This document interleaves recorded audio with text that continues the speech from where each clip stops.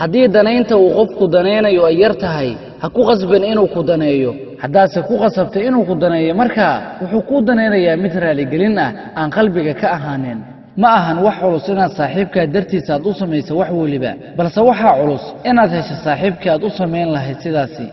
qalbiyada u dulqaata in badan hadday isbedelaan hal mar oo keliya lagama yaabo inay ku soo laabtaan sidoodii hore wanaag ku beddel xumaan kasta dhoolacadee goortii aad murugaysan tahay ku qanacsanow halkaad joogtay waxaad haysato had iyo jeer cafi cid kasta ogow dadku way isbedelaan qaladna wuu dhacaa laakiin xasuusnow noloshu waa ay soconaysaa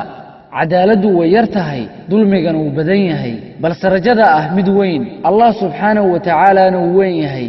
ha ka dhigin farxaddaada inay ku xihan tahay wax wakhti kooban ah ama waxaad waayi doonto alla raaligelintiisa ka raadsa farxad sababtoo ah isaga keliya ayaa baaqi ahaanaya weligii goortii aad tukanayso ka taxadar qalbigaaga goortii aad dadka dhex joogto ka taxadar carabkaaga goortii aad qof kale gurigiisa ku sugan tahay ka taxadar indhahaaga buug iibiyuhu ma waardiyeeyo buugaagtiisa waayo tuuggu waa jaahil oo waxba ma akhriyo akhrisuuna waa aqoon-yahan oo waxba ma xado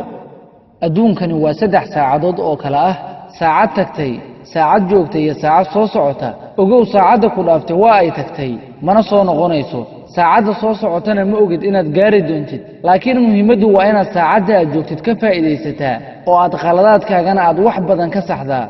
markasta aad ka shakaysa ilaa heerka aad gaari karto xasuuso ilaa inta aad soo socotay waxa aad ka soo gudubtay iyo dagaalada qarsooneed naftaada uga soo guulaysatay iyo dhammaan cabsiyadii aad ka soo adkaatay inta aad ku jirta safarkaaga dheer waxaad ogaataa qariirada sacaadada iyo najaaxa inay ku jiraan jeebkaaga ee kuma jiraan sanduuqyada dadka kale wax jeebkaaga ku jira meel kale ha ka raadin insaanka marka uu kula hadlayo si wanaagsan u dhegayso tani waa aadaab waa tarbiye ixtiraam iyo faham ha yeeshee ha rumaysan wax walba uu sheegaya daliil la'aan